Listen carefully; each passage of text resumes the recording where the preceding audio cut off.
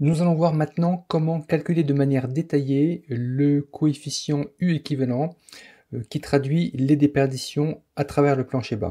Donc par défaut, le logiciel comme thermicien propose un calcul simplifié. Pour un terre-plein, le U équivalent correspond au UP que multiplie 0,85. On considère que les déperditions réelles sont inférieures à simplement les performances de la couche de composition qui compose le terre-plein. Si on est sur un vide sanitaire ou un sous-sol, le calcul simplifié, au contraire, dégrade la performance du U plancher bas au niveau de sa composition. On est à 1,2 que multiplie le UP. Et donc, il vous est possible de faire un calcul plus détaillé si vous pensez que le calcul détaillé vous donnera une valeur moins pénalisante que ce 1,2. Dans ces cas-là, vous allez faire ici calcul détaillé pour vide sanitaire. Et là, en fait, il va falloir ressaisir dans la mesure où le U équivalent dépend de la géométrie du projet et dépend également de la présence de murs de refend ou l'absence de murs de refend avec le sol. Il va falloir donc saisir tous ces paramètres complémentaires. La surface du plancher bas telle que on l'a renseigné au niveau du premier onglet. Ensuite, le périmètre. Donc le périmètre, il va falloir le calculer en fonction des dimensions intérieures de la zone chauffée. Donc vous voyez ici un exemple sur ce schéma. Donc là, on voit, on ne tient pas compte des angles de mur extérieur pour la prise de dimension, ni des angles de mur intérieur. Et donc là, quand vous faites la somme de toutes ces dimensions qui sont indiquées ici, eh bien, on arrive à un résultat de 43,75 mètres de périmètre. Ensuite, il vous faut renseigner ici la nature du sol. Donc, soit vous ne la connaissez pas, vous mettez une valeur par défaut. Et si vous la connaissez parce que vous avez fait une étude de sol, eh bien, vous mettez le type de sol tel qu'indiqué dans les résultats de l'étude. Ensuite, il va falloir calculer les ponts thermiques de liaison entre le plancher bas et les refends. Donc pour ça, vous allez choisir le type de pont thermique que vous avez au niveau de ces liaisons murs de refend plancher bas. Donc ici, vous avez différents cas de figure, prenons par exemple le cas d'un refend traversant et d'un plancher isolé en sous-face, avec un refend en maçonnerie courante, qui est le cas le plus général. Et donc là, vous avez ici deux cas de figure. Est-ce que le refend dans le vide sanitaire est non isolé ou est-ce qu'il est isolé? Et donc ici, quelle est la hauteur d'isolation? Est-ce que vous avez ici une isolation complémentaire? Donc en fonction du type de roudis, est-ce que vous avez un roudis isolant ou un roudis non isolant avec une isolation en sous-face?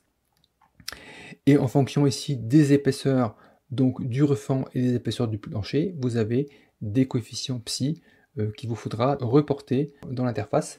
Donc par exemple ici, si je clique sur ce cas de figure là, vous allez avoir 0,26 qui correspond à la caractéristique la plus courante et vous pouvez changer la valeur de ce psi. Et donc vous rentrez la longueur de cette liaison plancher bas mur de refend. Donc par exemple, admettons que vous ayez 25 mètres. Et ainsi de suite si vous avez plusieurs types de liaisons et donc de ponts thermiques de refend. Ensuite, il vous faudra indiquer des éléments complémentaires. Quelle est la profondeur moyenne du vide sanitaire en dessous du sol extérieur, la hauteur au-dessus du mur extérieur, quelle est la transmission thermique des murs de vide sanitaire. Donc là, 4, ça correspond à une maçonnerie courante de type parpaing non isolé.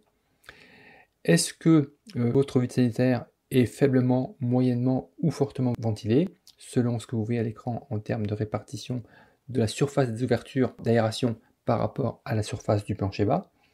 Et là, vous avez aussi vitesse moyenne du vent et facteur de protection au vent. Donc à partir de là, vous avez fait vos calculs complets. Et donc ici, vous obtenez un coefficient UE qui est de 0,075. Donc vous voyez, contre 0,080, donc en l'occurrence ici, effectivement, on est bien meilleur que si on avait pris la valeur par défaut pour un vide sanitaire. Et donc si vous avez non pas un vide sanitaire, mais un terre-plein, vous avez à peu près donc, les mêmes saisies pour un calcul détaillé, mais ici avec une différence au niveau, donc on a toujours les ponts thermiques à saisir, parce que là, ici, vous avez des cas de figure différents dans la mesure où on est en terre-plein. Et également, il vous faut indiquer l'isolation périphérique complémentaire qui est présente ou absente dans votre construction. Donc soit vous avez ici une isolation verticale à l'intérieur de vos fondations, et également possibilité d'une isolation périphérique qui serait complémentaire à votre isolation sous dalle.